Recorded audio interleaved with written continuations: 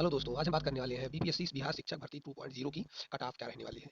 आप लोग जानते ही हैं कि 50% रिजर्वेशन महिलाओं के लिए कर दिया गया है, तो इस लिहाज से बहुत सारे परिवर्तन देखने को मिल सकते हैं। जैसे महिलाओं की कट ऑफ पुरुषों से कम 10 नंबर का डिफरेंस रहने वाला है और महिलाओं की सीट भी अधिक है, रिजर्वेशन भी अधिक है और कम से कम महिलाएं इनरोल हुई हैं और कम से कम परीक्षा में भी शामिल हुई हैं। तो इस आधार पर जो डिफरेंस है वो 10 से अधिक भी जा सकता है।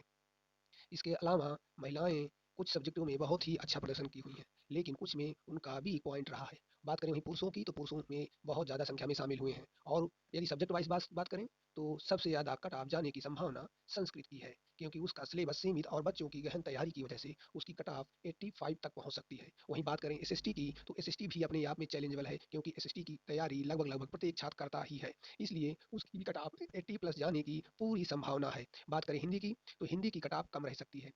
इसका रीज़न ये रहा कि बच्चों की पकड़ साहित्य यानी लिटरेचर पर रही, लेकिन ग्रामर पूछ लेने से वहाँ पर भी कुछ गिरावट देखने को मिल सकती है और उसके अलावा उसमें सीटों की संख्या भी अधिक है और बच्चे भी कम उसमें इनरोल हुए हैं।